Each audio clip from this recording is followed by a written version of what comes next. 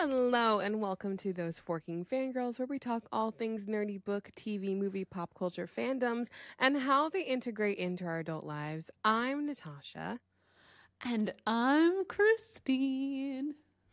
And today we're going to be discussing the streamers. So our Apple TV, our Amazon, our Netflix, all the pros and cons, which ones we might cut from our roster in the new year.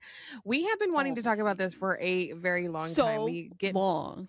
We get very heated about our discussion. We have so many opinions on the streamers because we both have all of them, because it's kind of part of our job to stay on top of discussing all of these things and knowing what's in the pop culture zeitgeist.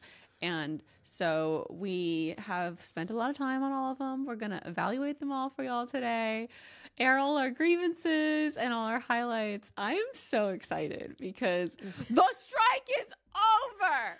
Yay! Yes! We can talk about all of the fucking streamers, all the shows, all the movies. I'm just like, I feel so free, Natasha. I'm so excited. I know. It feels like I have been catching myself saying things and I'm like, oh, can't say that. Like, can't share that online. Like, I feel like I can't even share my TV, like take a picture of it. And like all of a sudden I can now, and it's so free. Yeah. It felt like kind of like a gag order on all the things we usually like to talk about. So. Yes. Now that we are like content creators, but SAG did ask us to not share struck media. So that's why we didn't share it for so long, and we did not want to cross that picket line. But now that, the actors did the hard work, they were on the picket lines, they got what they wanted, like, was so happy for them. We're happy to be back at work and be talking about all the movies and TV shows that we love. We are so thrilled that the WGA and SAG have now come to agreements with the AMPTP. So, yes, we can talk about things. It's up and running again. I'm just thrilled. And before we go into our main discussion, as always, we've got Snap, Crackle, pop culture news. And the first item on that list was, of course, the SAG strike is over. Rejoice and be merry. Just in time for Christmas. Yes. Yes. That's gonna be like on Thanksgiving where you go around the table and say you're thankful for one thing. Yes. I'm gonna say I'm thankful for the strike to be over. I am thankful for WGA and SAG strike to be over as well. Woo! It was a long road there. It was I think the longest strike that the actors have ever. Yep. It was 100 days in 2007, and that felt long as fuck. Well, we felt it for a long time afterward because of the writers obviously didn't have anything written for the second season of all the shows, and it was very different in 2007 because we were all on the regular TV schedule for the most part. Now we have got TV dropping at all different times of year, but then it was either like the fall season or the spring season or the summer season, and the summer was all like the kind of like fun TV that was like more reality based, and our shows just didn't come back in the fall, and if they did, they were kind of shitty. It was sad. Anyway, all right. There have been so many trailers since, obviously, the strike. We're not going to talk about them all, but I did want to highlight the Mean Girls trailer. Did you watch it? Because I was both tickled and irritated because I felt like they were spoiling a lot of the new lines that they tweaked, that there were plays on the old lines in the original Mean Girls. I didn't watch it when it officially dropped. I watched a screen recording from a movie theater. I'm not even talking about that one. A new one dropped, and it's much more detailed. Yes. Oh, yeah, no, I didn't watch it. Tina Fey is in it playing her role, which I am thrilled to see. I love to see it. If you don't know, Tina Fey wrote the original Mean Girls screenplay. So she has been involved with all of the Mean Girls adaptations since, and there are just so many people that I recognize in this movie, so many actors that, we've been seeing all over the place for a long time. The first, Regina George is being played by Renee Rapp, and we've got the girl from Spider-Man, the blonde girl, playing Caddy. who is actually Katie, but I'm going to call you Caddy. There's just, I am so excited for it because of what I saw from the trailer, but I'm just annoyed because I would have been tickled to not know that they were playing like a twist on all those lines, and they would have been so funny if I just saw them for the first time in the theater. Well, that's why I avoided it. Also, Ali'i Carvalho is playing Janice. Janice. Oh my God. Yes. And then what's his face from Summer I Turned Conrad. Pretty? Mm-hmm. Yeah, Conrad is playing Aaron. Mm-hmm. Yeah. Aaron Rodgers. I'm so Not Aaron excited. Rodgers. Is that his it's name? Not, Aaron? It's not Aaron Rodgers. It's Aaron That's Samuels. a football player. It's Aaron Samuels. Yeah. Aaron Samuels. What's today? October 3rd. They really said Gen Z icons for the cast, Katie says. They really did. And they're like, this is not your mother's Mean Girls. And I was like, eye roll. God. I'm very excited for the musical. Christine and I both saw it when I think it was in its first run on Broadway, and the songs are amazing. I think this is one of the first like movies turned Broadway musical turned back to movie musical that has happened. Right? Because they didn't do Legally Blonde. They didn't, and I'm glad they didn't. I was nervous about this, but I like how it's a combination, because I didn't love the musical because it didn't have like those iconic moments that, I mean, at least they didn't hit for me like the movie hit. It wasn't like as funny, and the trailer really felt like it was like, no, this is like the movie, but it's also a musical. All right. Now, what else has happened? The Last Airbender first Netflix trailer dropped. Did you watch that? No. Yeah. All right. I watched a big Last Airbender fan. I know a lot of Avatar: The Last Airbender fans were very excited about it because it looks beautiful. Like, it looks like a faithful adaptation, and Appa looks so cuddly. I want an Appa. Whenever I watch Avatar: The Last Airbender and I see Appa, I just think of Chandler, my dog. I'm like, he acts just like Chandler, just like every animal, like the dragon in How to Train Your Dragon. And I was also tickled by how fluffy he looks in the trailer. So yeah. Katie says I'm optimistic. I am optimistic as well. I know a lot of people were like, well, the original creators left the project. And yeah, I don't know what that was about, but I'm hoping that it's still good. All right. So Taylor and Travis were in Argentina. Taylor performed in Argentina, and it was very exciting. Before that, there were so many little random ass videos where everyone was freaking out because Taylor looked at him during Lover and then pointed to him during Blank Space and was like, I love the players and you love the game, and he threw his hands up. There was just so many things. And then before that, then during Karma, the line change, the most this was the craziest thing that's ever happened. I feel like she changed the line of the end of Karma to say Karma is the guy from the Chiefs coming straight home to me, instead of Karma is the guy on the screen who was Joe coming straight home to me, and we all died. I first saw the video of her running to kiss him, and the description was Karma's the guy on the Chiefs running straight home to me, and I thought it was just a cheeky little description. I didn't actually realize she changed the lyrics. And then as I was going through Twitter and TikTok, I was just seeing all these little things that were happening in the show, and the secret song mashup, and I'm like, oh my gosh, this was the best show ever. And all these videos of Travis and her dad. Yeah,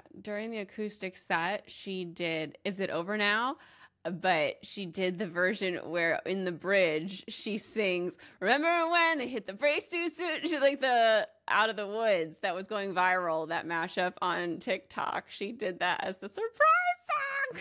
And she also did Endgame with Travis in the audience. Did you see like the latest video of Travis reacting to the Chiefs thing?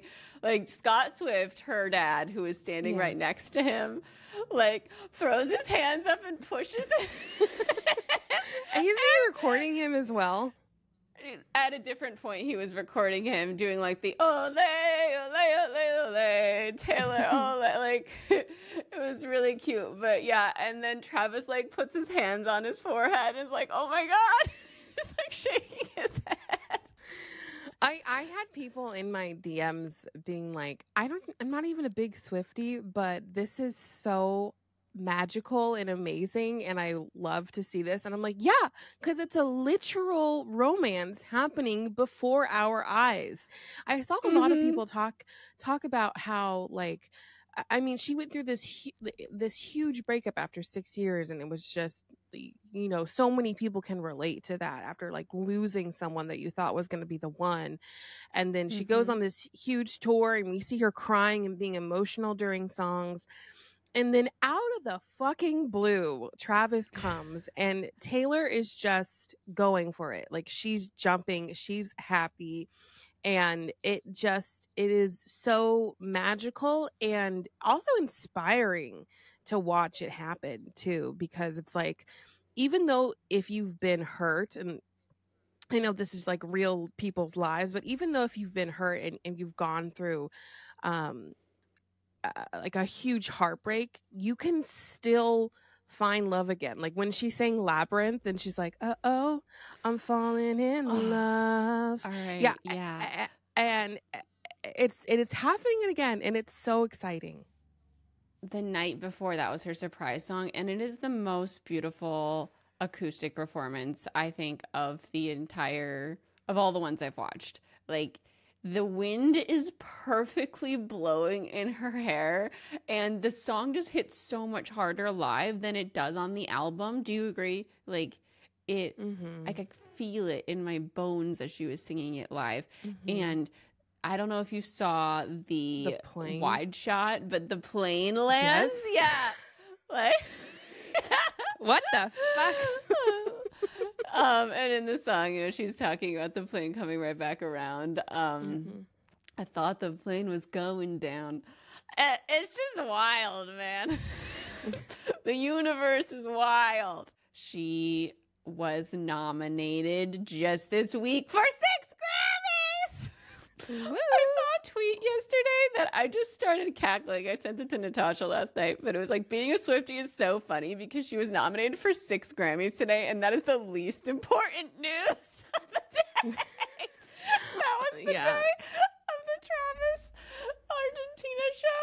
Like, they're it's not wild. wrong. And it's so true. It's so true. Like, we're not even talking about it. But Taylor Swift is currently tied with Frank Sinatra, Stevie Wonder, and Paul Simon for most album of the year wins in Grammys history, with 3, because she's won 3 times, and she could earn a 4th with Midnights if she were to win again. She's also got the most Song of the Year nominations in history with 7, like flat out. She's got the most Song of the Year noms.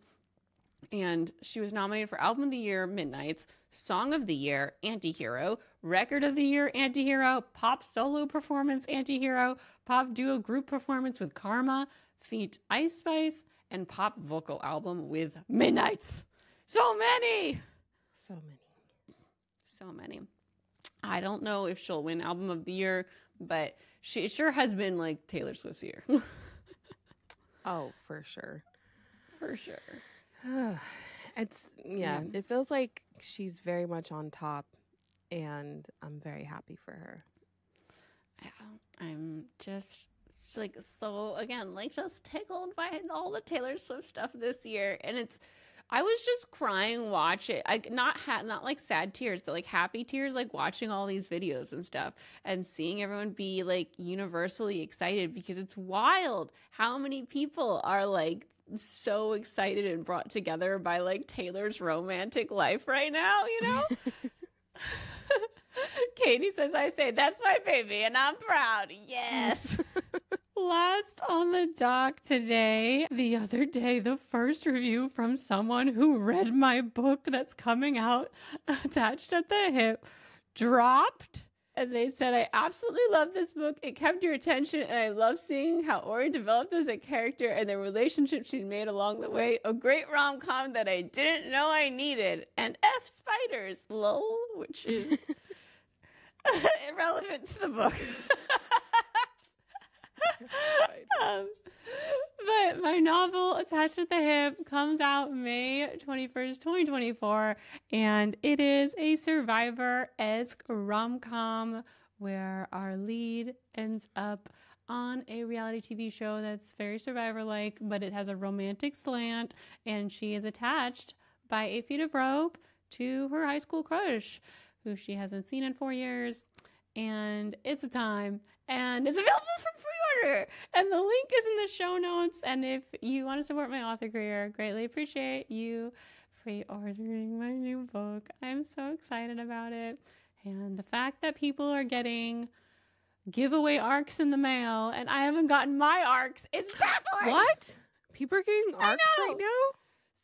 The people who won the giveaway, because this person got it in a giveaway on Goodreads, are getting printed arcs, and I got tagged in a picture on someone's story that they won a giveaway arc, and I was like, where are my arcs? Yeah, what the heck? Come on. Want mine too. All right, we're gonna move into what right now, where we've reestablished the movie and TV categories. But first, books. Natasha, what are you reading? I started Fourth Wing. Yay! Woo! I think I left off on like chapter 9 this morning. Nice. Yeah, I started it, I think, mid last week, and I haven't had a lot of time to read it, but I've gotten pretty far into it, considering how much little time I've had this week. And I'm enjoying it. And I woke up this morning, I'm like, all you have to do is finish decorating the house and you can listen and read to Fourth Wing while doing it.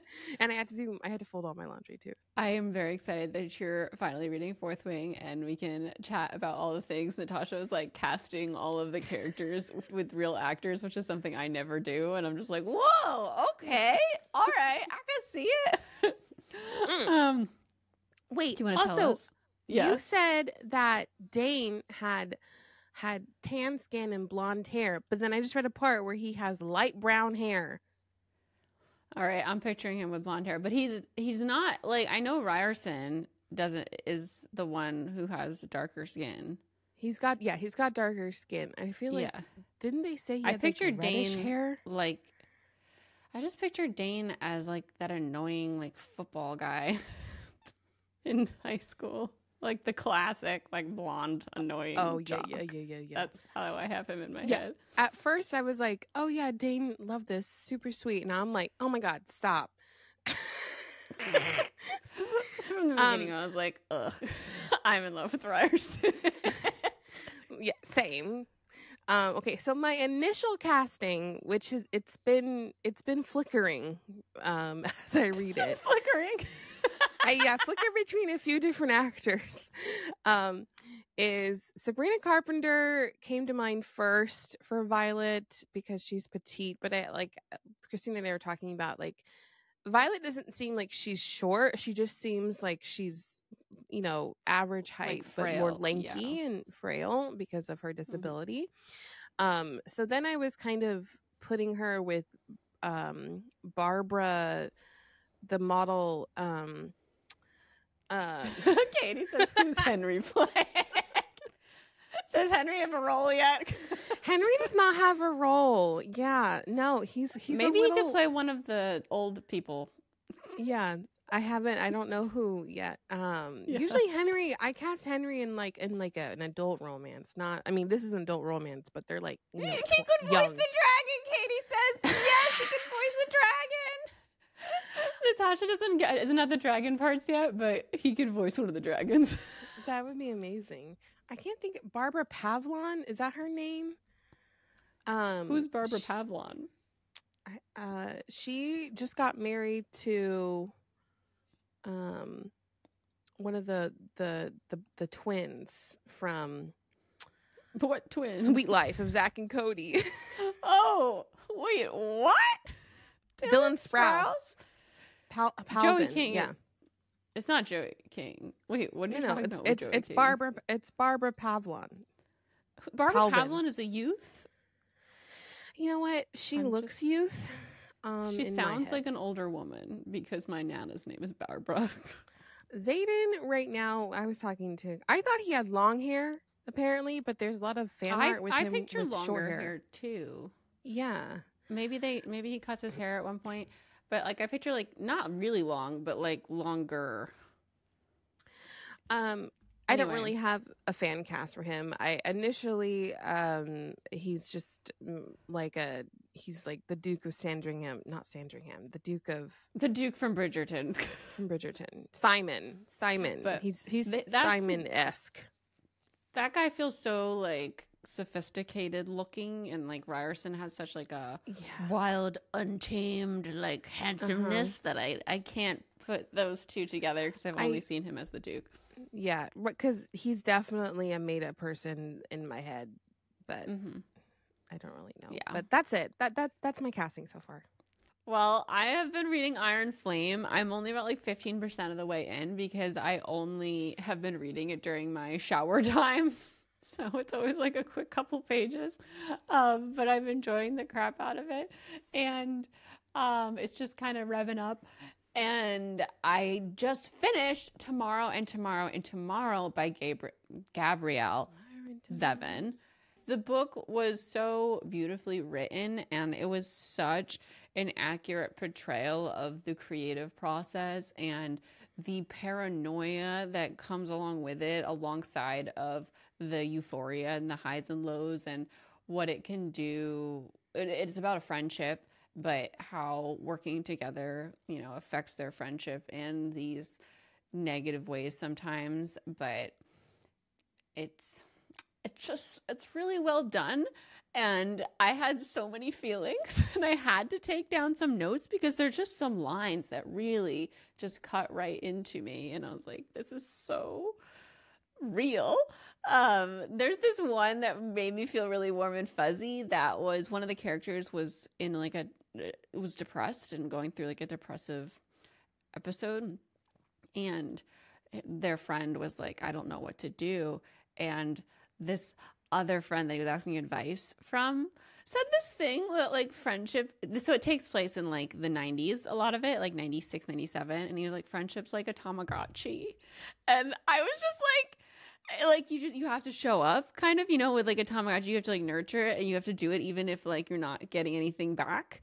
You just have to keep trying and be there and like bring them things and just try to get through to them. And I don't know, it really I just teared up. I was like, wow, that's beautiful in such a random way. But there was more to it, but like that was the line that really triggered it. Like, friendship's like a Tamagotchi. Yeah, it's giving Nesta, Abby says. It didn't have like the ending that I would want from like a romance where everything is like nice and tied up. It had one of those endings where it's like, wow, all right, I'm gonna sit on that and I'll see how I feel next week.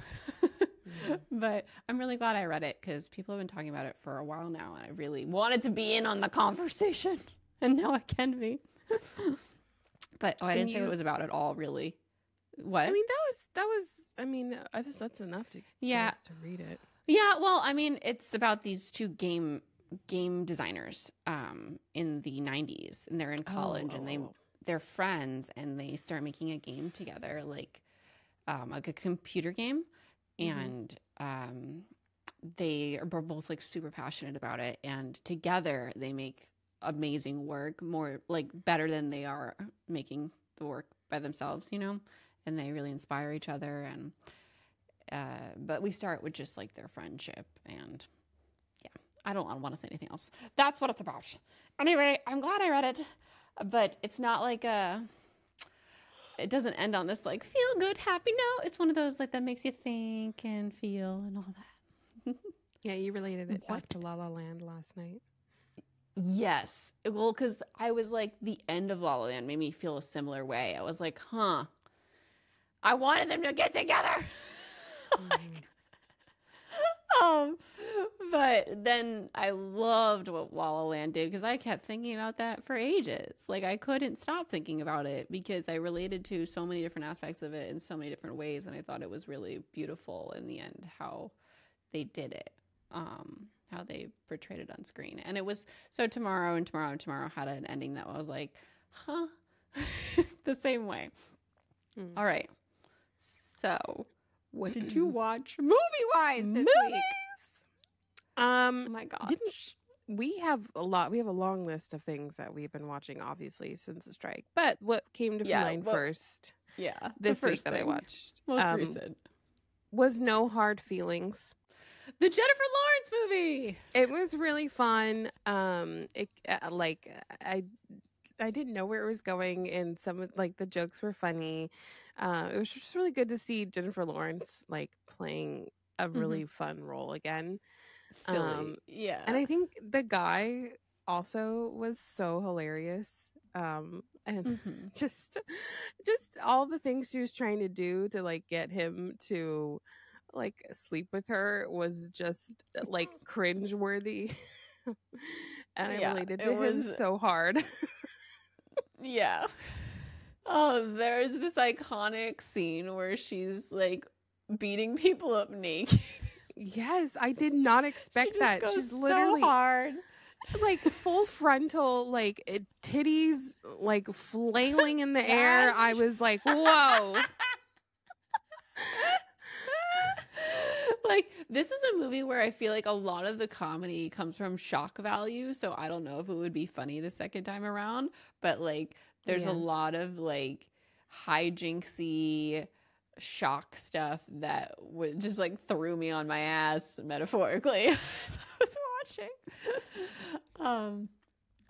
But it was really fun. What about TV? What have you been watching this week? Did you not watch any movies? You didn't share. I did not watch any movies. I watched a lot of TV. Yeah, you put Spotify Premium here for some reason. Yeah, I was going to talk about that, but we need to keep moving, so I don't need to this week. I started Loki this week. Alex and I wanted to wait until most of all the episodes were out. And it is so good. Gosh, it is such a juxtaposition to the Secret Invasion show, which I had such high hopes for, but that show was so lackluster, even though they had a full star-studded cast. It just was lacking. It was confusing. There was too many big players in it. It just wasn't great. But Loki has a same star-studded cast, but it is so good, and they have a clear vision, and Owen and Tom working together is my favorite thing ever. It's just so great. I love it. I have to watch it. Everyone's telling me it's amazing. It is. I'm behind. I started The Buccaneers, which is a new series on Apple Plus that I guess was based on a novel, but also was based on, Natasha said there was already a TV series in the 90s called The Buccaneers that she watched. Yeah. Based on a Henry James novel. Oh God, I think that's correct. And then there was an adaptation in the 90s, and the actress, what's her name? Giuliano, something like that. Carla Giuliano or something like that, from the Spy Kids mom, is in that. She plays Nan, and it's so good. All right. Well, okay, so I've now watched 3 episodes of The Buccaneers, and I like it, but I don't love it. It's missing something with the pacing, kind of feels off. A lot of the drama doesn't feel earned to me yet, so I'm not invested so much in any one character because we're not taking the time to get to know them enough to feel invested. There's 6 women that feel like they're at the forefront, with Nan being the lead character. She's played by Christine Forsyth Forsyth, who plays Alaska in the Looking for Alaska adaptation that came out on Hulu a few years back. And she's great. And I really like a lot of the actors thus far, but the dialogue is kind of lacking the spark for me that makes everything feel exciting. And while I'm having fun with it, and I'm going to keep watching right now, I'm not to the point where I'm like, I don't want to watch this. I don't feel invested enough in anything yet. I want to feel more for the characters, and I want to know them a little bit better. It's not like Bridgerton where like immediately I was like, oh, in season 2, like you're so on board by like just the first scene with the new lead. I forget her name in Bridgerton and her name, the actress, but the lead of season 2. What is her name? Katie? Oh, damn it. Yeah, she doesn't want to get married. You know, she's Kate. A little older. She's gonna be a Kate Sharma. Kate Sharma. Okay, yeah. Just from that first interaction with the love interest guy. Oh my god, I can't remember anyone's name. It's been too long. Even though I just rewatched, I feel like at the beginning of the year. But anyway, you're completely in love with their love that doesn't exist immediately. Like you're shipping them so hard that you are so invested just by their first interaction, and it's not the same way. They want it to be so bad with Buccaneers, I feel like, and I feel like there is chemistry, but you don't feel it like you feel it when you're watching Bridgerton. Well, so I need to correct myself. It is a book by Edith Wharton, not Henry James. I'm glad you looked it up. Yeah.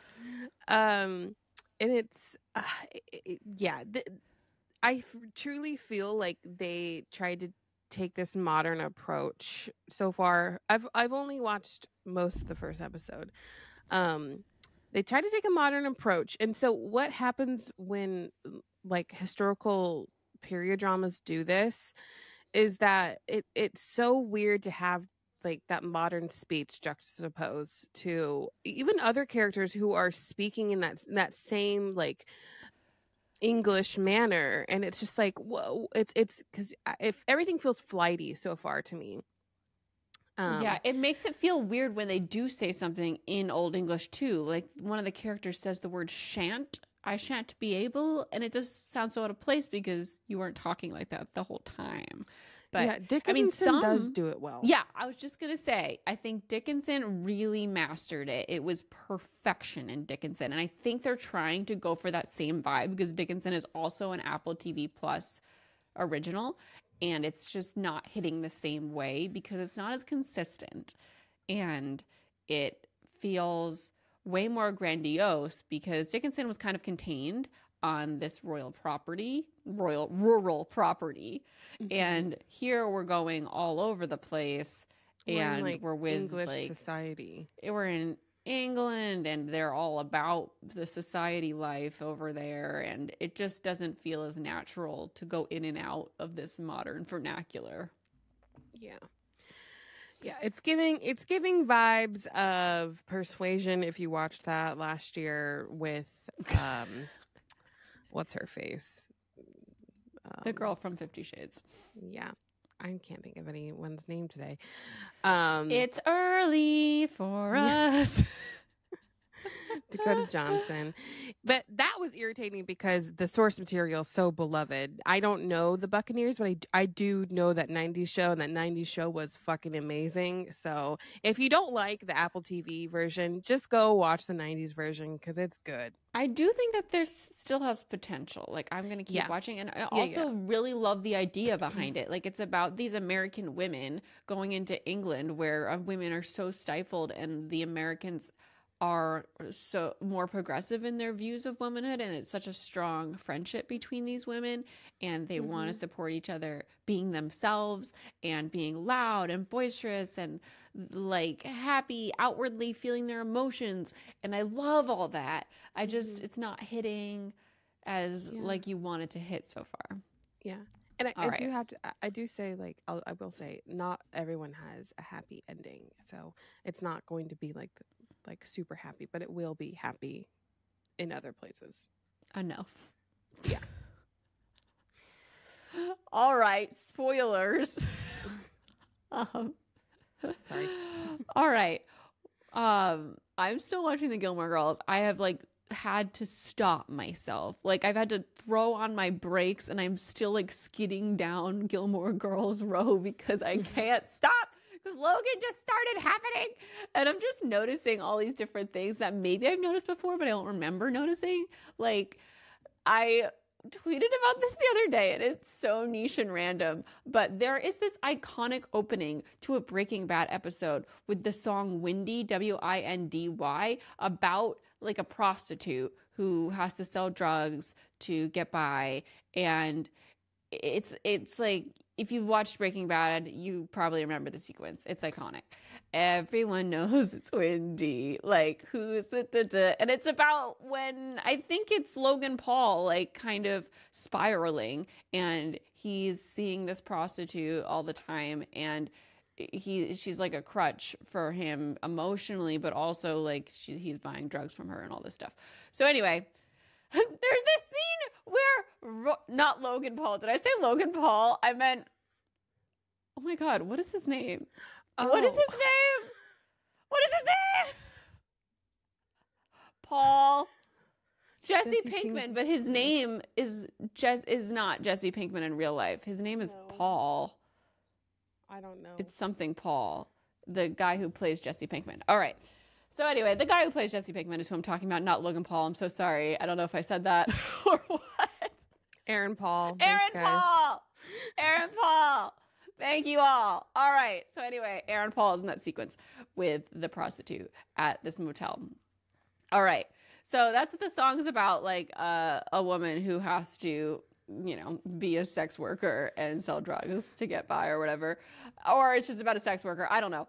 But anyway, when Dean is married and he's like talking to Rory and Rory's driving in a car and Dean is like pulling her over to the side, in the car, that song about being a prostitute is playing when Rory is about to go talk to married Dean in an alley and like she's getting close to cheating. And I just couldn't even when I heard it, because it's so purposefully being like, Rory is crossing a moral line. Or like being like his mistress or being like the woman on the side. I don't know. I was like, oh my God, this is like an intense, I don't know, burn on Rory. Anyway, little things like that are just popping out at me this time around, and I'm getting a kick out of it. We're going to move into our main discussion after 50 minutes of talking about TV and movies and Taylor Swift. Before we do, I'm going to take a quick second to thank the listeners out there. We love you all. We're so thankful for your listenership. And if you aren't already, we'd love it if you followed the show for free in your favorite podcast app so you never miss an episode. And if you like the visual show, we have a visual show on YouTube, youtube.com/@those4kingfangirls, where you can watch any episode. If you like that, we'd love it if you subscribed for free to our YouTube channel so you don't miss an episode there. And if you want to support this show in a bigger way, we have a Patreon, and we are a Patreon supported show. We couldn't do this without our Patreon community. We're so thankful for y'all. We have a lot of fun perks over there. We do an extra 30-minute show every week called Fangirl Tea Time, where we tell stories from our personal life.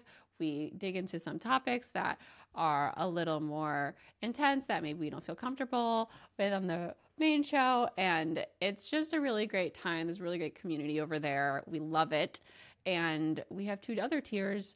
The Team Jacob tier is the one that I just mentioned, and then there's Team Edward, where there's a bonus episode every month, and then Team Polis Bananas, where you get the opportunity to be on the show. We have a listener on every single month, a patron, where we talk about fandom and all the things we love to talk about on the show. It's so fun. And we do fangirl bonding sessions every single month at the end of the month and hang out with our patrons, and it is a grand old time. We love it. The link is in the description if you're interested in checking out our Patreon. All right. The streamers! Natasha. Ooh, yes. I want to open up with this question so we can establish like the foundation of this conversation. What streamers do you have, and are you sharing with anyone? Yes. You know, when we first talked about this, we didn't actually talk about how many people do mooch off of us. And I want to say this in the nicest and kindest of way. I pay for every single one of these, you guys. And I do because I do write them off. As we're going to talk about in this episode, if we talk about it in our business, they get written off. Okay, so that's why I do pay for all of these.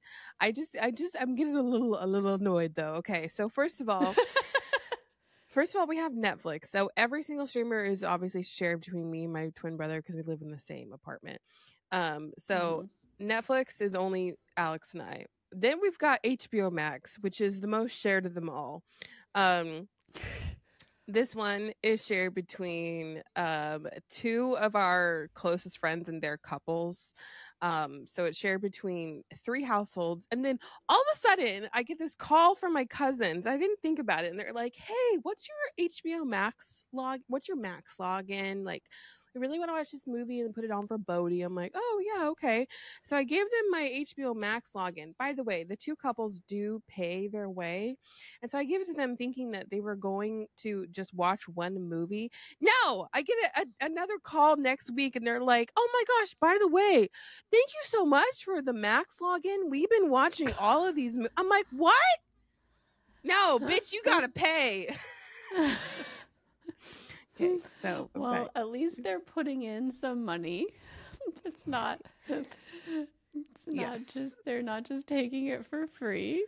Yes, that's the only one. Okay, but then we have Hulu, which is the most expensive of them all because it is. I pay for no ads.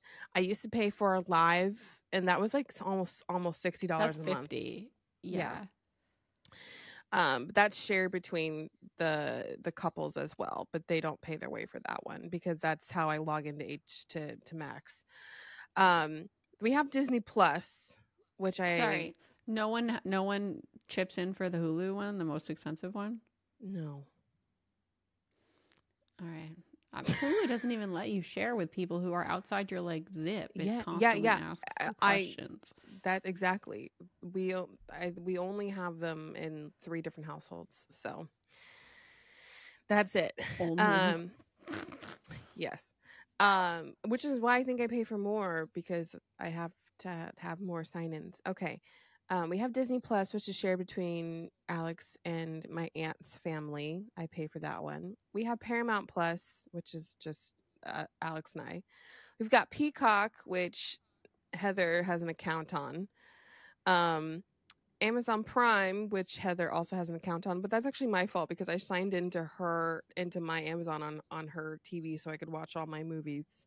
And then she never signed out because I have an amazing list of movies that I've purchased.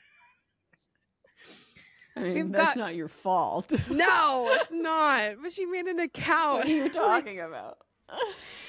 We've got Crunchyroll, which is Alex's thing. So I even pay for that one. And we've got Apple TV. And occasionally I will subscribe to Stars and Showtime. Well, Stars and Showtime are bundled through like Amazon and through Paramount Plus, which is nice. Yeah.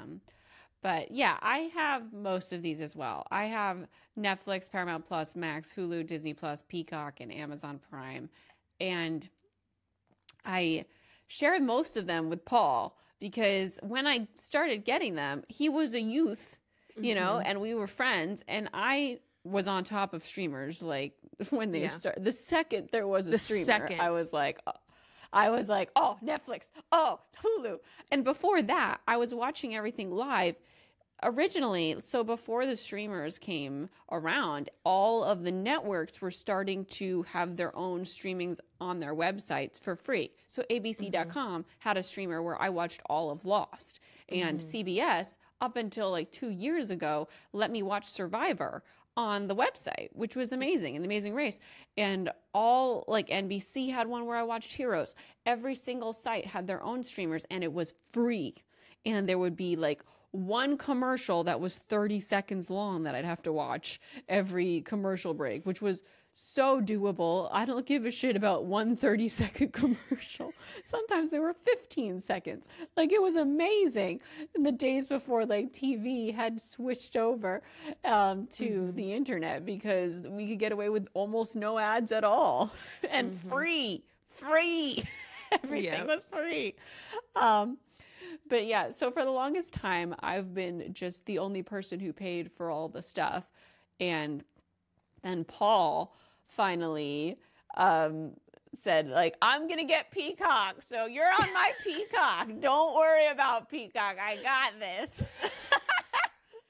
I was like, great, amazing. I'm so happy to have one that's not being paid for by me.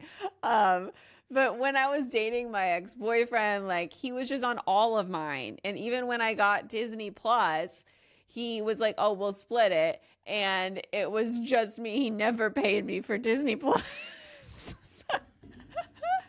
And I feel like my ex-boyfriend before that was on my Amazon account even after we broke up for like a year. I would see something and I'd be like, oh, I did not watch that. Are you kidding?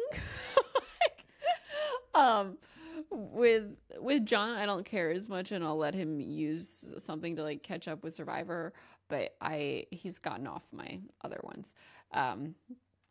But yeah, it's nothing turns me off now more than like being on a first date with someone and them talking about like how they're like on all of their friends' streamers and they don't have any of their own. It just pisses me off. I'm like, you are a 30-something-year-old man. Get one of your own fucking streamers. It's just, there's too, like, I literally just listed off 10. Like, there's too many to be like, oh, yeah. I use this one. I use this person's. I use this person's. And I mean, I know a lot of friends, too, like their parents will have one. And then there's, like, the entire family is on like Netflix or something, which I find very funny. I just like, I don't know that life. Like, the only life I know is that I pay for every single fucking one of these.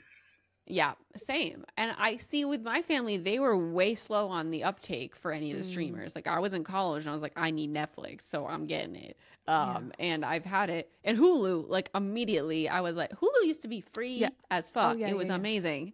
It was amazing. Like, I was like, how does Hulu work? I could just watch all this stuff for free. And then we finally got like commercial-less Hulu. I think that's the one I pay for. But Hulu's bundled with Max right now. And so I think I pay like $30 a month for Hulu. So that's my most expensive too. Yeah. Okay. Wait. Yeah. That's why it's so expensive, because I have the Hulu and Max. Okay. Yeah. Same. And I'm like, okay, we'll get to it now. Okay. Let's really briefly touch on, like, what do you think is equal when it comes to sharing streamers? Because, like, I'm not against sharing streamers. I just don't want it to be like, you're all just taking mine and I'm paying for all of them. And so I feel like it's hard to kind of police, like, I'm going to pay for all of them and you're going to pay me, because I don't want to be like, hey, you owe me for the month. And people just forget. So it seems like the fairest way is to do like, I'll do this streamer, you cover this streamer, and we'll share passwords, right? Streamer for streamer. Yes, I agree with that. Yeah, I only have one friend who is good, though, Kirsten, who's good about paying me every single month for her. Well, I guess she does pay for the Hulu Max bundle. She pays me every single month for that. And it's fun because we have a little game where Dakota and Alex, so Dakota is Alex's childhood best friend, where he and Alex switch each other's profile pictures to something very funny. And it's very fun to log on to Max and see which characters they've just decided. My God. I have the same thing with Paul. He is Jabba the Hutt and his name is Lard Man. It's so good. Anyways, I do agree. A streamer for a streamer is the best way to go. But like, literally, I pay, like, I think I tried to tally it off. I probably pay between like $100 to like $140 per month just on fucking streamers. I don't even want to look at it. I can't. Christine, you and I need to start switching them. We need to do streamer for streamer. Yes. The only thing is like I'm very afraid to let go of Netflix because it's my algorithm. I'm not letting go of Netflix. Yeah. I'm never letting go of Netflix. I'll never let go of Jack. Okay, let's start going through the streamers here because I love a lot of them. You know, they've been with me for so long. And we're going to start with Amazon, alphabetical order here. Amazon is so great because it just comes with your Amazon Prime bundle. I think this is like the smartest thing they've ever done. Because so many people got on board with their subscription service because it comes with everything. And then you end up, even if they don't have what you want to watch, you will buy it from Amazon, like rent it or purchase it so that you have it forever in your Amazon library. Like it's not the same as any of these other streamers because you're never buying anything and owning it forever. You will watch it and it might leave the website and you can't watch it anymore and you're still paying every month, which I love. I don't see myself ever dropping Amazon because also you can bundle, like you were saying, like I have stars on Amazon for like an extra like $10 a month for sometimes, and then I'll drop it when I don't need stars anymore. And it's just so convenient. How do you feel about Amazon? Well, Amazon is our mothership. So we have Amazon. We have Amazon Fire TV. So we also need to preference that Christine watches all of these on her computer. I watch all of these on my TV. Yes. So our experiences might be a little different. So Amazon Fire TV is amazing. We have a Roku TV. Fucking hate Roku. We ended up just buying a Fire TV so we could use that. The Fire TV interface is very customizable. We can pick which apps we want up there, so we can easily switch through which ones we want to watch. They have our library right there, so like all of it replaced our DVD collection. We used to have like thousands of DVDs, and now they're just all on the TV, which is great. I think you get the most bang for your buck too with the Prime, and it just makes the most sense. If you're an Amazon household, which we are because we've got Alexa, it makes the most sense for us. Yeah, I mean, there are some cons to Amazon Video, like Prime Video, and I think the interface is just not like the ideal thing to pop into when you're looking for something to watch. It's more of, for me, I like it better as like a collection of shit that I've gathered, not a place to be like, oh, this is what you're gonna watch tonight. And it's just overload because they do have like a stars section and a freebie section and a this section and a this section, and you're just like, there's a countdown now. There's like a top 10, which makes that a little bit more helpful, but it's not like the Netflix top 10 where they're divided between TV and movie so you can see more clearly. It's kind of all bumbled together on Amazon. And they do have some great originals like The Marvelous Mrs. Maisel, but there's not as many standouts on their originals for me, at least. I know I watched High Castle. Is that what it's called? The one where there's like this alternate, The Man in the High Castle. And that one was really good, but it started to get really depressing, so I just stopped watching it. So is there any originals that The Summer you I really Turned Pretty? The Summer I Turned Pretty. Da-da. Yeah, and The Boys. Oh, The Boys is fucking great. Gen V. Oh my gosh. That was another show I just watched this week. That show is amazing. If you love The Boys, you have to watch Gen V. Good. I put in my cons that I think they have a slew of mediocre originals, but then they have some amazing standouts. I also think though, like some of these streamers have such a grand personality, and I feel like Amazon is like the John Smith of streamers because it's just a huge conglomerate, and they haven't really set themselves apart from, let's say, like Netflix when it comes to like the types of media that we can rely on and like the studio personality itself. and like they're just kind of wishy-washy in that. I do think that like they outsource so much of their original content that's why there's such a variety of different qualities. Like it depends who's producing it and making it, because I don't think it's the same people, you know, there's different teams on a lot of it. And I feel like Netflix has more of like a chokehold on what they want to be a movie on their thing.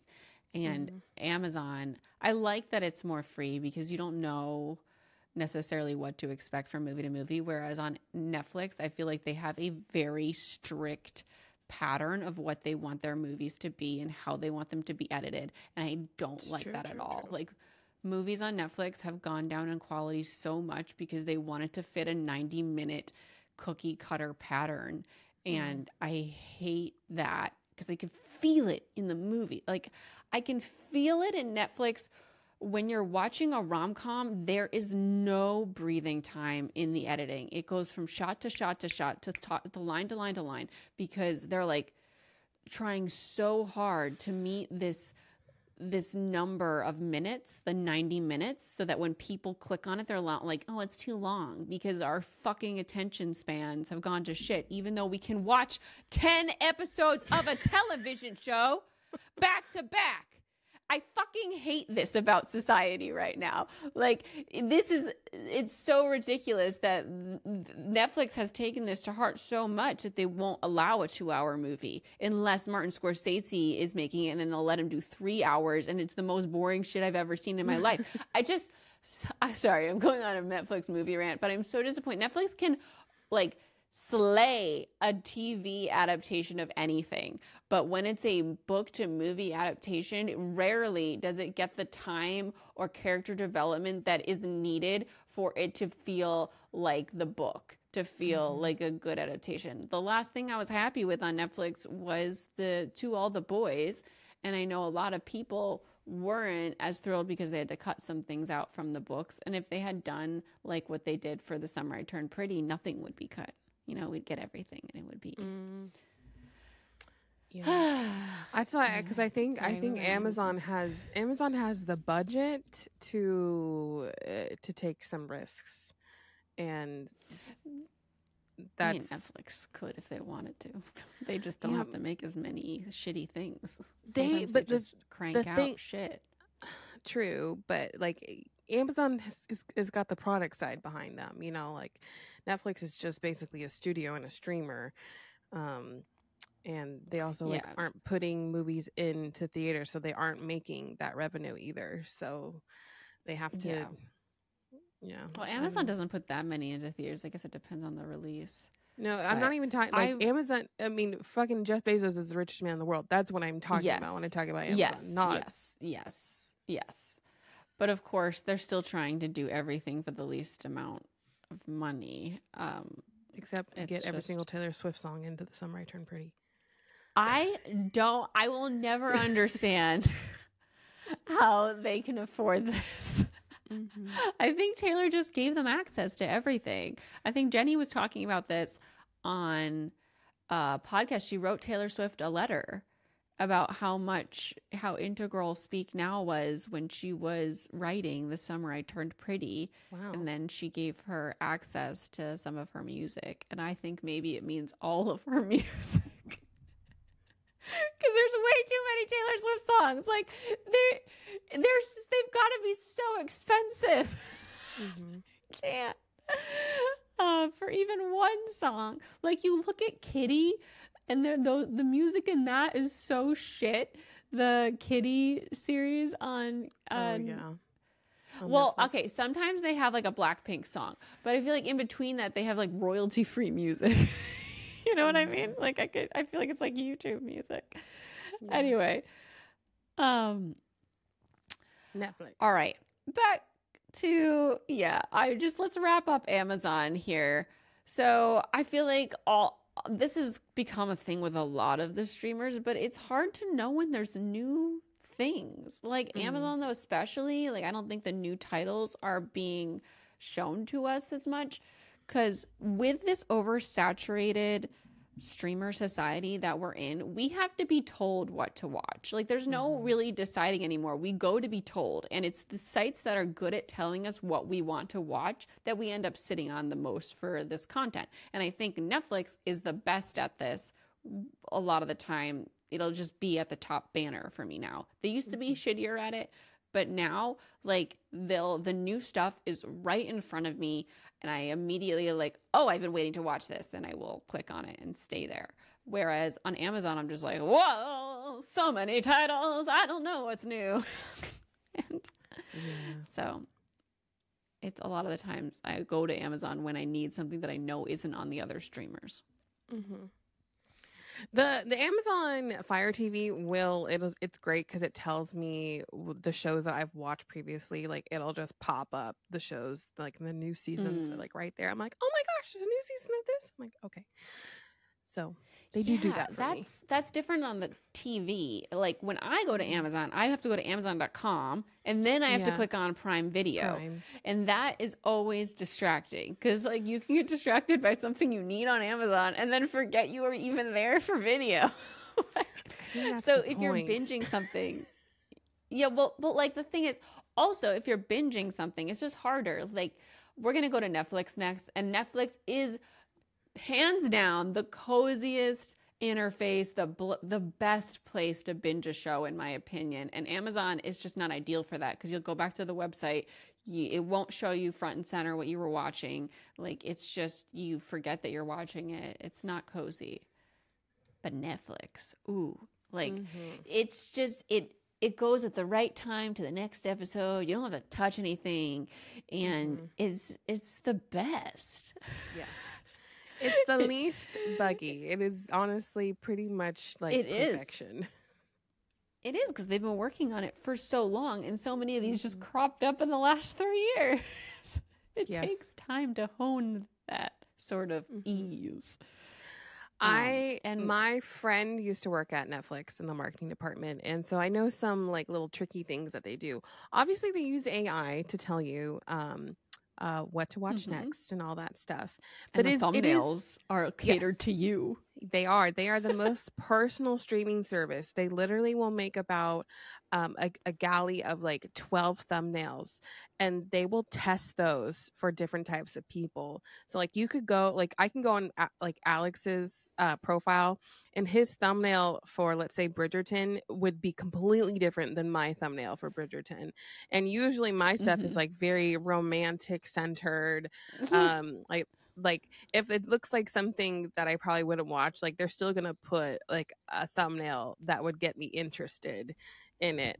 Have you noticed sometimes if you haven't clicked on something, the thumbnail will change? Yes, the thumbnail will change. Get you interested in it. Yeah. It's very clever. Yes. And it works. Like, I'll notice it. I'll be like, oh, I didn't know this person was in this. It's very interesting what they've learned to do, and what, like, they do very differently from other streamers. Yeah. And it's very easy to pick up exactly where you left off on anything and not forget that you were watching it on Netflix, because it's right there, like, right when you get on. And I hate these interfaces that don't show me right front and center where I was when I want to go back to watching. And there's no commercials on Netflix. There never has been. They might add that in, I feel like, eventually, to like make more people subscribe for like a less expensive tier or something, because they're doing that on a lot of these streamers. But I think that it also is the reigning king of original content that's fantastic. And like, it started with Orange is the New Black, and that one with that guy that's problematic about the government. What is that show? I can't remember what it was called. You know what I'm talking about? The one with the pedophile guy? House of Cards. Yes. Oh, yeah. House of Cards and Orange is the New Black. They were both fantastic shows. They have Glow, Never Have I Ever, Stranger Things, The Crown, Umbrella Academy, Witcher, Emily in Paris, Bridgerton, Daredevil, Jessica Jones, Dear White People, 13 Reasons Why, Unbelievable You, Squid Game. Like, we all know these titles. They're huge. Sex Education, Beef, like The Queen's Gambit. So many enormous ones that Shadow and Bone. that are classics now. Like Daredevil, I don't think anyone will ever forget that series. It's like such a critically acclaimed classic. There's so many that are household names, and they're given to us by Netflix originals. They can do Heartstopper. Like, they have just such quality shows, and I think that's where they really shine, with these shows that you can binge, not their movies. Yeah, I mean, at least they have given us rom-coms. I feel like Netflix and the streamers are the ones that are facilitating like the new rom-com generation. It's not the best, obviously. Like, we're not going to go back to the 90s anytime soon with theatrical releases. I mean, I think we've seen a few, like the one with Sandra Bullock, and there's like a new movie coming out with Ryan Gosling. Sandra Bullock? Oh, you're talking about the one with Channing Tatum? Channing Tatum, yeah. What? The Lost City, yeah. So, like, at least we get new rom-coms, which makes me happy. Everyone likes to tout Set It Up on Netflix, and I like, while that's a cute rom-com, it's not as good as the other rom-coms that are we like hold up to the standards of rom-coms. I feel like it just didn't have as hard of a punch in any direction. It was more like mellow. They're like a little bit better than Hallmark rom-coms. It depends. Some of them are Hallmark rom-coms, and some of them are better. Like Set It Up is better than our Hallmark rom-com. Like more effort's been put into it. The one with Nina Dobrev, what was that, last year, the year before? It was really good. The Christmas one. I mean, it was really good for a Christmas rom-com on Netflix. That's wasn't really good. Yeah, like, it was very silly. Yes. Netflix is very good though at marketing their shit. Like, again, their studio has a personality. Like, their socials are very fun to follow along. Like, they do their whole like Geeked Week situation stuff like twice a year to get people excited for what's to come. I think like they are the best streamer at marketing their shit, so to get people excited too. Like I love Geeked Week because I'm just like, oh my gosh, trailer after trailer after trailer, like all this new stuff. They're really honed in on their audience. They know how to appeal to them. And also, I did not write this down. Sorry, did you want to finish your thought? No, go ahead. What's amazing about streamers is that they are international. So before, our primetime television like did not, go outside of the States, but like Netflix and Amazon, like all of that is shared with international countries, and Netflix particularly has an amazing assortment of foreign films and TV shows that everyone can enjoy as well. Yeah, which is really cool. What I was gonna say. Oh yeah, so I feel like Netflix is so honed into their audience that they're really trying to meet their every need, but not taking many risks because of it too. I feel like they're like, we know what they like, let's just do this. And the same so that's like going to the detriment of like their film department. I just want their movies to like live. I feel like I enjoyed that new one, that Jennifer E. Smith, Love at First Sight, but I felt like it was stifled by the rush of the edit. Like it, and I could feel it. You could feel how it's just like, go, go, go, go. I'm like, let them live. It was cute, but it was compact. And when you let things breathe, they feel more real and more relatable than when you like slap them together without any breathing space. I don't know. I'm frustrated in general about like how short everything has to be right now. When it comes to like something that's not a show, everything has to be 5 seconds long. Yeah. Was that your con? Okay.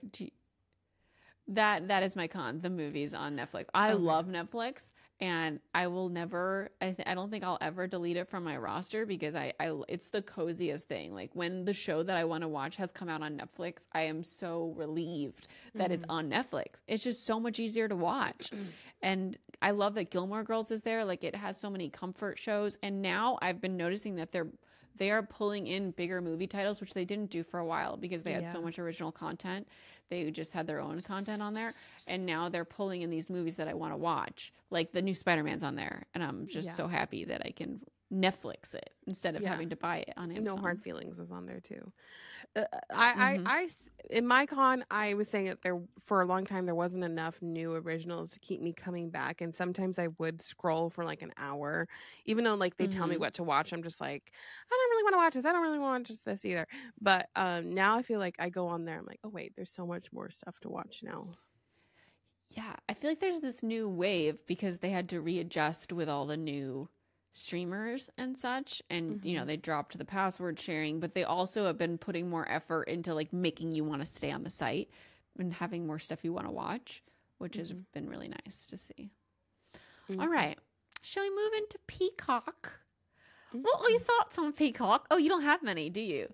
No, I don't know. I think I got Peacock because of Vampire Academy, and then I think we watched.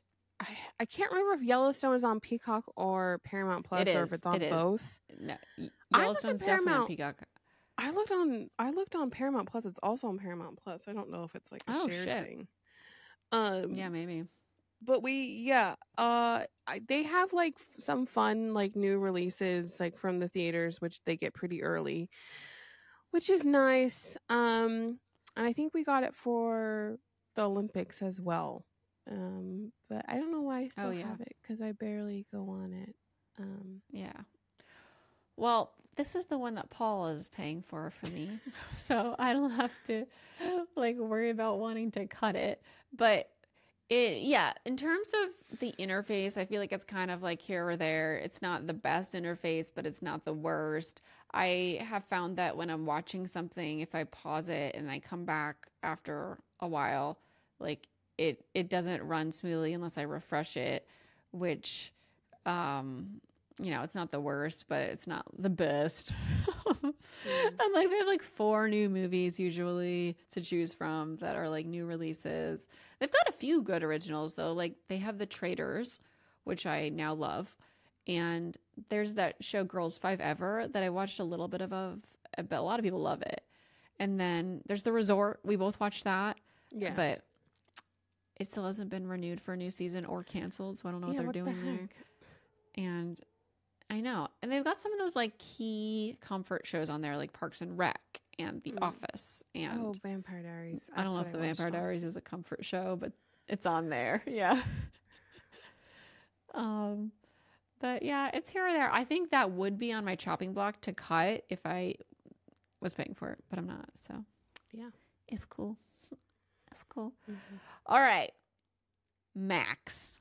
So I just as a preamble here, I just want to say that like I've loved HBO's streaming service for years. They've had HBO Go back in like 2012, and I would be able to watch was it Breaking Bad on there? No, because Breaking Bad wasn't on HBO. All right. I'd probably be able to watch Game of Thrones. The second it started airing on TV and I didn't have a TV, I would be able to watch it online with HBO Go. It was so good and so nice for a college student. And then it turned into HBO.com without the Go, and then it became HBO Max. HBO and Now. HBO Now. Yeah, there were so many different renditions, and they were all great, and I used them all. And now, as Max, I fucking hate it. I hate it over there. I hate the interface. It was almost like it used to be really clean and easy to look at almost. It was like a minimalist setup for the interface. And I could find something so easily. And now it's like someone threw up a bunch of reality shows onto the page and I can't see anything. Yeah, I literally wrote down when Discovery bought Warner Media, it all went downhill. It's now overrun with Discovery Plus shit that I could care the least about. Yes. Oh my God. I hate the way that Max is set up. Well, I feel like HBO Max was for Good. the film people. Like it was Yes. for everyone who loved film, because they had like Warner, everything under the umbrella of Warner Media is just so rich and has such a long history. Like they have Turner Classic Movie, they have Studio Ghibli, like there's a lot of films from years that people love, and like not to mention all the new stuff they had. And then like during the pandemic they would release the films that they put into the movie theaters on Max, and that was really fun. um so like it was just so clean. It did look clean. It looked so clean in there. It was like someone cleaned up and I could see everything. And what the actual streaming service, like it was never, in terms of like binge watching something, was never the best. I had, when HBO Max started, it was kind of glitchy in terms of like getting to the next episode. Sometimes the thing wouldn't show up to click next episode. So you just have to like wait till it's ended if you're not going to like click out. And that was a little frustrating. But I didn't really care because I loved the interface and the content was so good. But now it's so cluttered. Like HBO, the HBO part of HBO Max was why we were there. I don't know why you would drop the quality brand name, because when you see HBO, you know that so much care was put into making this like a film quality piece of art. And now it just says Max. I'm just so confused by it. Like, it's not hip or cool to me at all.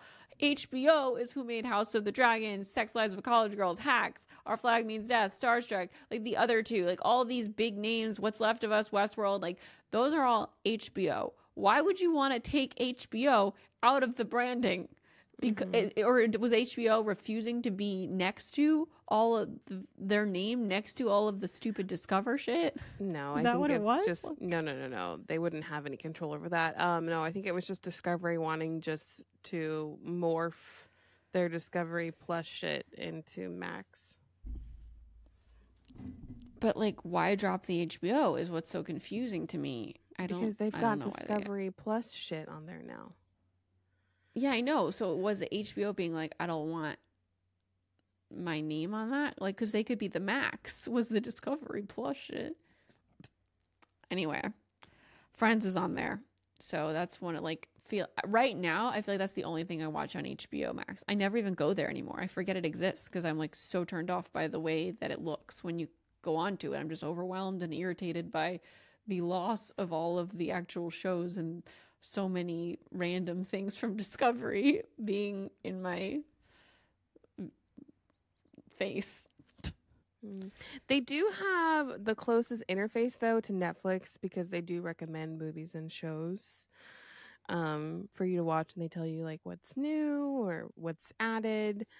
Yeah, I only really go on there to watch Game of Thrones and all the HBO shows. Like they just dropped the second season of Gilded Age, which is one of my favorite shows. If you don't like the Buccaneers, you should watch Gilded Age because it's the same vibes but better. Interesting. I didn't realize that was an HBO show. But yeah, I mean, I'm sure if HBO, like, I'll be back when White Lotus comes back and such. But right now, I was like, when I'm looking to find something to watch, I'm not going over there to find it anymore. Yeah, same. We're just rewatching Game of Thrones. All right. So moving on to Hulu. So I just saw this news on Twitter. I'm assuming that it's accurate, but I saw a news post saying that as of March 2024, Disney and Hulu are merging into one app, which makes sense to me. Yeah. Because Disney owns Hulu and now they're kind of redundant because Disney is putting more and more ABC stuff onto their streamer. I'm looking it up. Disney Plus and Hulu. And merger. Hulu has felt like it's like slowly dying for the last few years in terms of like what new stuff I go to watch over there. Like I used to come for Handmaid's Tale every week, but now I'm too anxious to watch The Handmaid's Tale. And like the only original show on Hulu that I've watched in the past couple years is Only Murders in the Building. Yeah. I watched Love The Great. Victor was canceled. Oh yeah, and The Great. I forgot about that. Well, The Great was canceled too. But The Great is canceled too. Yeah, they're canceling. I think The Handmaid's Tale maybe either has one more season or had the final season just recently. And I haven't watched it yet. I think the final season aired. So all of their shows are ending and they haven't put out a new thing, you know, except for Only Murders in the Building. But I could see that being on Disney Plus. Like it feels rated very PG, even though it's about murder. Yeah. They do have like a good library of films to watch. Oh no, I fucking hate the interface on the TV. I like Hulu. Oh no. Oh, on the computer. I like it. Oh god, no. It is the most because I binge watched Once Upon a Time like in September, and I was getting so annoyed because it is the most annoying. It never saves where you are. And so I would have to like if I paused it. Oh no. On the TV, if I paused it and my TV went to like the screensaver mode, I would go back to it and then I would press it and then restart the entire episode all again. And I'd be like, oh my god, I'm so annoyed. And so then I had to go back to the main screen outside of the TV screen and then have to wait for it to like load. And then I would press it and then it would play from where I ended. And then I got so annoyed that I switched back to Disney Plus. We're very different on these opinions. I went to Disney Plus to binge Once Upon a Time because it was way better. And it remembered where I was. Oh my God. And on you the have computer. Yes, I hate that you have to scroll forever to find your currently watching list. It is not at the top. It is like halfway down the interface to find what you're watching. And they've got these big long squares that are like advertising something else. And I'm like, no, I don't want to press on that. All right. It sucks on the TV. It sounds like on the computer, it's been the same for a really long time. I go to the same spot to get to where I'm watching things, but I honestly haven't been using it very much. So maybe it's evolving to get worse because of the struggle to keep on being relevant. I don't know, but yeah, it used to be so easy. It was just like, and Hulu was like one of the first things to have multiple networks available in the same spot because back when the streamers were like on every network's separate website. So you could like add the shows that you're watching and then it would tell you when those shows had new episodes right on your homepage. So I used to love Hulu. But yeah, I haven't been using it much because all the things have kind of been disappearing over there, which brings us, I guess, to Disney Plus, which I fucking hate. Disney Plus is so hard to find anything. And it's so hard to search. You can't even put in the search bar. And I watch one thing every week on Disney Plus, the fucking Dancing with the Stars, and it's never on my homepage. I always have to search it. And I'm like, are you, even when I'm in the middle of an episode, I'm like, where the fuck is the one thing I watch on here? Why isn't it at the top of the page? I'm just so confused. And when there's a new episode of Dancing with the Stars airing, it doesn't even tell me. I have to search it and go there. I don't understand why they're so stupid. I don't have that issue. And like when you go to watch something on the website interface, like if you click on the wrong episode, it's so hard to get back to where they have the list of episodes to find the one that you actually are supposed to be watching. You have to click like a million things. I hate it so much. I don't understand how they I just don't understand them. Why would it's just, and the space bar for the longest time didn't pause. So you had to click pause.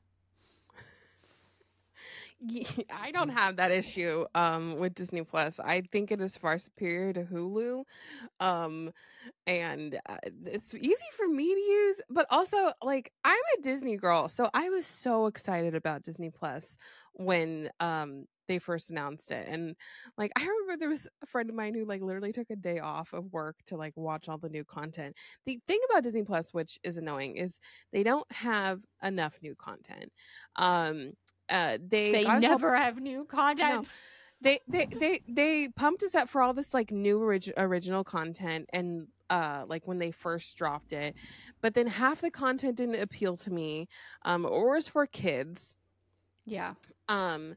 They it just they've shot themselves in the foot, because like they have all this great IP, and then they give us shows like Secret Invasion, which is absolutely terrible. And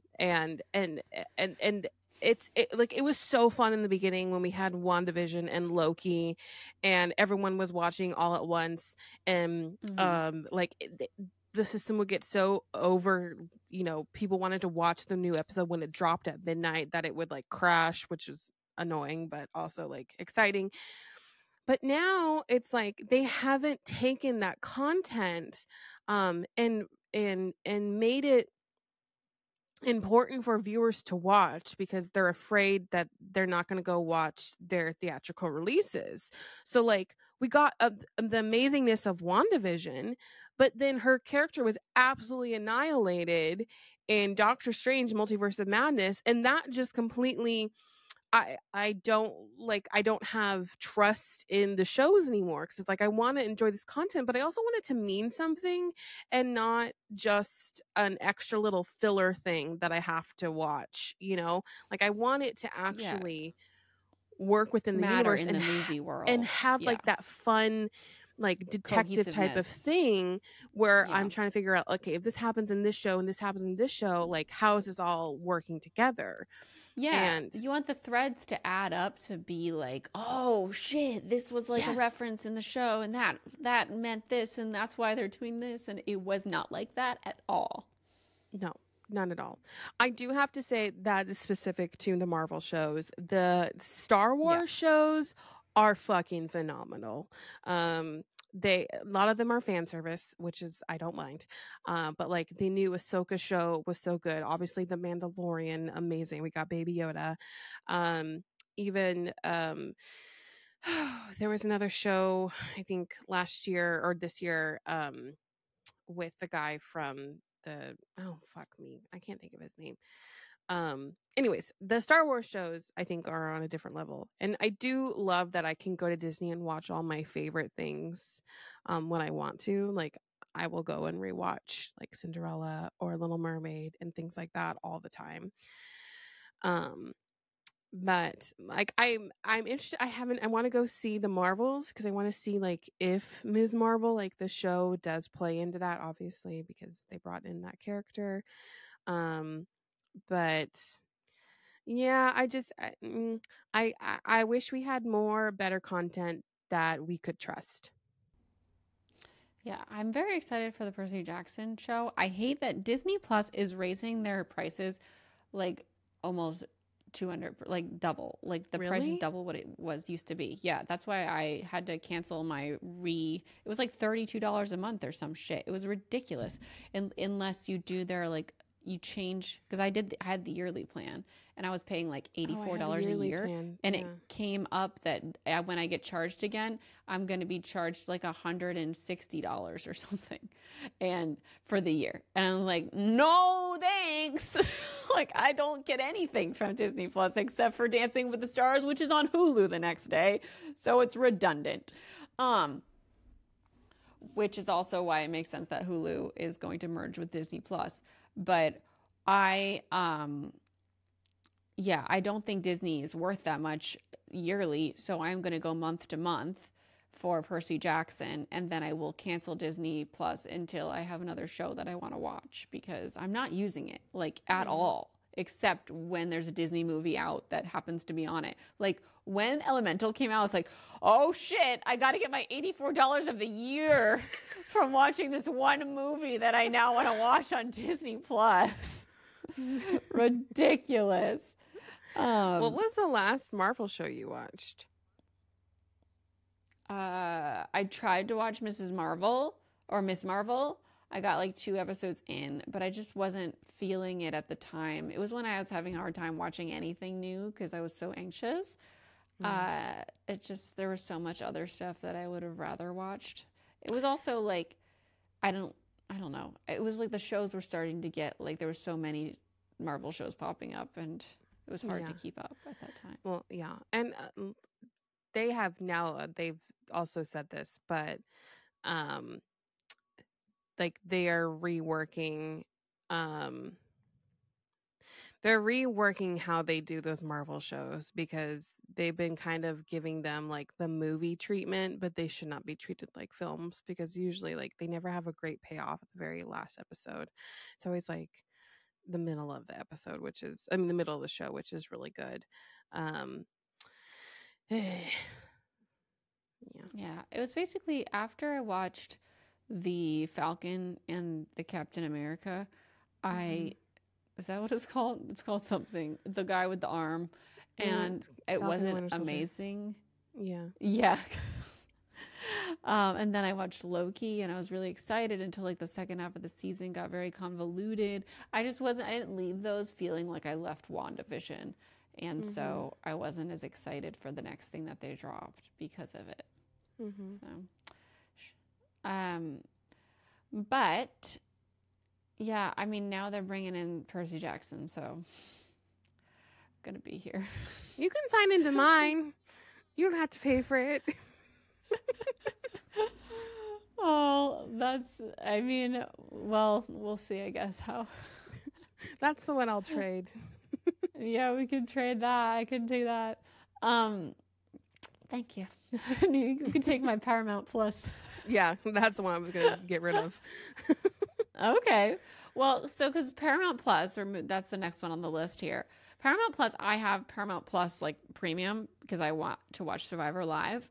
And also I get the Showtime bundle in there, which I love, because when the Yellow Jackets come back, I need access to them immediately. But yeah, Paramount Plus, I only use for Survivor. I almost went down and deleted that this year, but then Survivor came back and I was like, oh, wait, no, I need to be able to watch live. So, and I like the interface on Paramount Plus. I actually think it's really, at least online, it's clear and it's not convoluted. It's like kind of reminds me of the old HBO Max. And it does do a good job of telling me like their new movies when I go there. There's always like on the banner a new movie if they have one that I want to watch, a new good release, you know. Yeah, Survivor though, used to be able to watch it for free the second it ended. I loved about CBS.com that like midnight would strike on the East Coast and I could watch Survivor on the West Coast on CBS.com for free. It was amazing. I did it every week. And now I have to pay for it, and it sucks. Like, all of these free things have now become a paid streamer. Yeah. So. It's because everyone cut the cord. And now they're like, gotta find our money some other way. So, yeah, Paramount Plus, like, works pretty well. It's not as glitchy as some of the others. You know what the thing about Paramount Plus, though, annoys me? There's one annoying thing. And I think we've talked about it before, but like when you're watching, the toggle at the bottom won't update to show you where you are in the show. Oh my gosh. Yes. I forgot about this. And I forgot about it too until right now, because this was happening with Yellow Jackets. And I'd be like, oh, I still have 40 minutes left. And then you would like click in and out and it would be like, you have 3 minutes left. Well, and I also hate when like you're rewinding and it doesn't show you where in the show you are, like the little like screen, and you just have to guesstimate. Yeah. Like with Survivor, I don't have to do any of that because I'm watching live most of the time. So like, but when you're watching a streamed thing, it won't show you, and it's like it's so confusing. And maybe they've debugged that since we've watched Yellow Jackets. I don't know, but that was so weird. Like weird. I would be so confused. I only had Paramount Plus for Yellow Jackets. I like went back on my Paramount Plus. I'm like, what the hell have I been watching on here? I think I watched that like Spirit Academy show for a bit. Yeah. It doesn't do much for me. I think we watched some of the Yellowstone series on that as well, because I think Yellowstone's on both on Peacock and Paramount Plus, because we watched the 1923 show. I feel like maybe I have seen it over there too. But yeah, there's just not enough content to keep me subscribing. Yeah. And then that moves us, I think, to our last one. Yep. Apple TV Plus, which is the most pretentious. Which is the most pretentious of the fucking streamers. It thinks it's a movie theater. And yes, they are giving us high quality content, but you can only watch one episode of things at a time. It doesn't propel you to the next episode. You watch all the credits. And I mean, I like that sometimes, but when I'm trying to watch a show like consecutive episodes, I'm just like, at least give me a fucking button to press. And yes, also like the only way that Apple promotes its shows is on Twitter and in front of its other shows. Like you don't see trailers. That is go ahead. My biggest thing with Apple. It's like they don't market anything unless it's like, I don't even think they marketed Ted Lasso. Like it's all word of mouth. Like that's how it was, word of mouth. The only way I knew about Severance was through you, and then I think I saw like a billboard in LA because they wanted to get it nominated. Yeah, for the Emmys. Yeah. Yeah, and I'm like sitting there, we're watching, oh my God. Okay, that's the most annoying thing though, is because the shows are so amazing. They're so good. Even if they're like, good. They're not, even if they're kind of okay, they're still good. So like when we had Silo premiere earlier this year, I was like, oh my God, this is so fucking amazing. It's annoying because we can't be a part of the cultural phenomenon that happens when good shit is happening, and we can't talk about it because no one fucking is watching it. No one knows. It's like, not a cultural event, and it should be. Yes, they are so good. So some of their other originals like Dickinson, fantastic. Ted Lasso, Severance. I mean, Severance is so fucking good. And we know about it now because it was nominated for all those Emmys. I only heard about it. Like, I saw a tweet about it. And then I think in front of Ted Lasso, maybe I saw a trailer for it. And I saw that Ben Wyatt from Parks and Rec is in it. And I was like, oh, shit, I can watch that. And then I watched it. I was like, holy shit. There was a time when Alex and I think it was when we were watching Silo, that we saw all of these like science fiction type shows. They have like Foundation, Extravation, Manipulation, all these little shows that have the shun at the end of it. Okay, I don't know what they are. I do know Foundation is a show. And Alex and I were like, wait, what is this show? Jon Snow is in it, Meryl Streep's in it. Like then we started watching it. We're just like, okay, we're just gonna watch all of these shows, and they're great. Just don't understand why no one talks about them, or why they aren't using like they don't even have premieres for these shows. Like that's usually how I find it out about stuff. The only one I've ever been to, I was invited to a thing for Dickinson before it came out, I remember, and I couldn't. It was like during when I was moving or something, so I couldn't go. But I've never seen anything for any of these shows. All I see now is on Twitter. Like that's where I saw that Shrinked. I saw that one really with Harrison Ford. Like all I ever see advertisement wise is on Twitter, and not a lot of people are still on Twitter. So everyone misses it. And there aren't like billboards for Apple stuff except during Emmy season. That's when I see it. Like you were saying, like they were like, for your consideration. Yeah. If you don't live in LA, you don't see these. But when we're like months leading up to the Emmys, every fucking billboard is for your consideration, this show for an Emmy. And because everyone out here is like in the league of people who vote for the Emmys and the Academy Awards, and I get them in the mail all the time, like DVDs now, because the Emmys are coming up in the Academy Awards, like DVDs being like, for your consideration. And I'm like, I don't need this DVD. Like, we're on streamers. Abby says it's Apple, the one that had the Timmy Chalamet ad. Yes, that was the ad. Wait, what ad? There was a Timothy Chalamet ad where he was like watching different things. So it was just like a big Is that expensive what I've been seeing commercial. Memes about and shit? No, Timmy was on SNL. He was on SNL. Okay, that's what I thought it was. Yeah. But like I haven't looked into it. Okay. But okay, so Apple has a ton of budget that they put towards these shows, and so they're all amazing. The thing is, not the one apparently with Tom Holland wasn't good. Oh yeah, that one was not great. I did watch it, but it was still like good. Like I still enjoyed it. It was just kind of weird. The interface. I knew you wrote this down. It's annoying because one, like Apple TV is also very similar to Amazon in this way, where you can buy and rent things, and it'll have your library of stuff, and they have like an arcade thing on the app on your phone. They've got multiple different things. I feel like you can buy Apple products off of it. I don't know. It never holds my spot if I pause. We have to always fast forward. Oh my God. Apple is the absolute worst at holding your spot. You could pause and it won't play anymore. It'll glitch until you quit the app and reopen it. And even then, it won't remember. So you have to go all the way back or forward or wherever the fuck. It won't. Sometimes it doesn't even know what episode I'm on. I'm just like, I don't understand, Apple. You've been doing this now since like what, 2019? Fix the fucking glitches in the basic streaming of things. Agreed.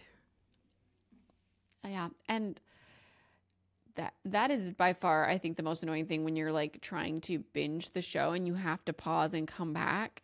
Like and you can't. A lot of times it'll play and be like, and I remember wanting to murder it when Dickinson came back and I couldn't watch it because it just kept freezing. It's like, no. But it doesn't matter. It's like they almost don't care. When you open Apple, it almost looks like they don't have any shows. Like you have to know what you're coming for. And then that will show you other shows in front of it with like the little trailers if you don't skip them. Yeah. Yeah. I always have to search for the show I'm watching on Apple because like if it's not on the front page, it's like, how do I find it?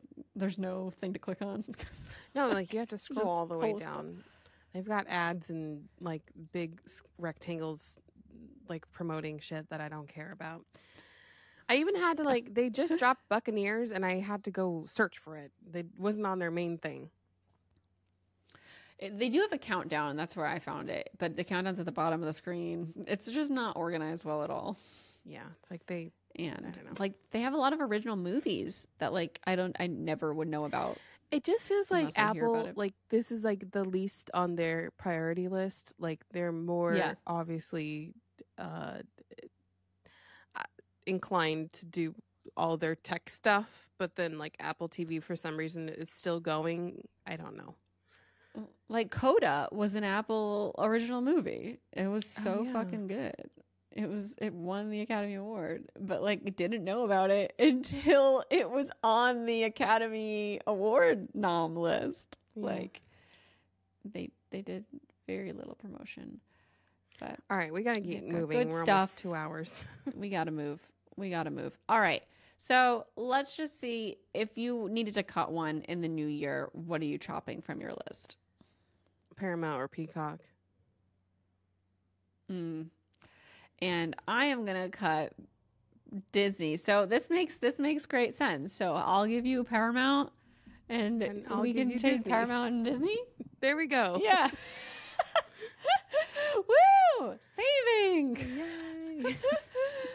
Oh my God. And the queen, like the king, queen, prince of your streamers is Netflix. The trifecta.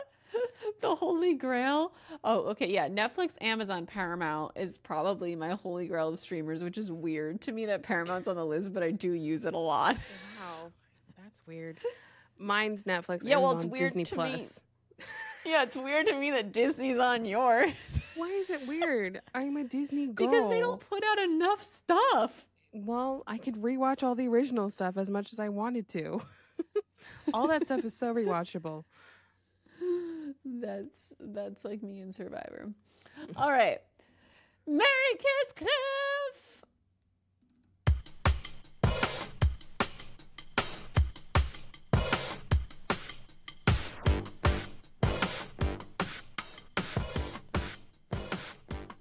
All right.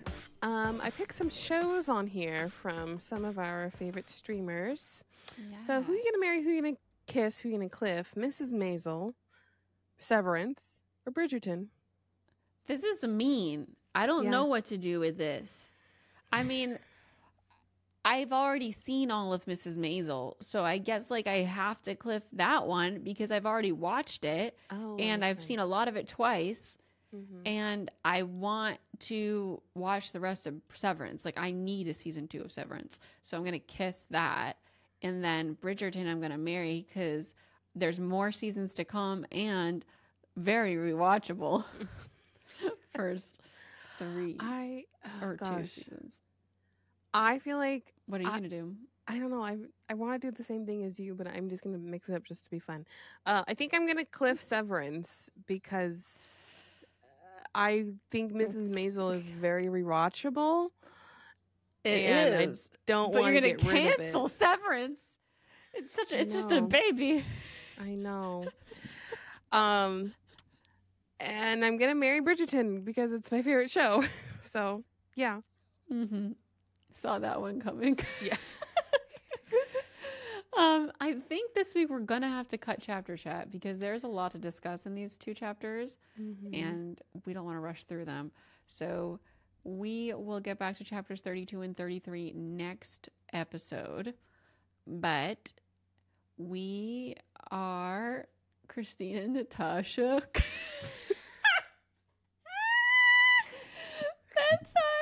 I think that's going to be our episode today, y'all. We're at 2 hours. We had a lot to say about a lot of different things. So we will pick up chapter chat next week.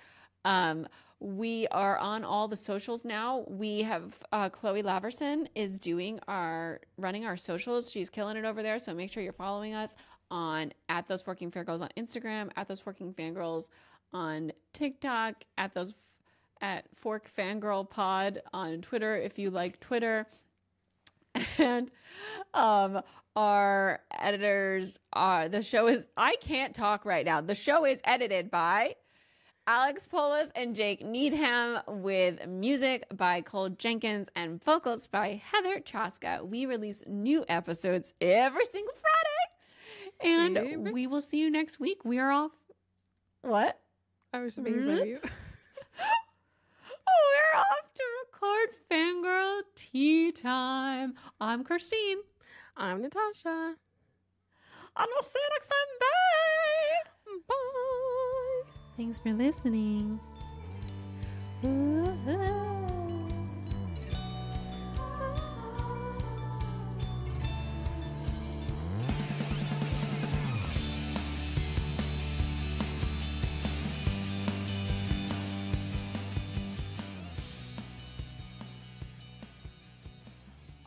This is such an interesting thought that Katie shared that's not in the episode.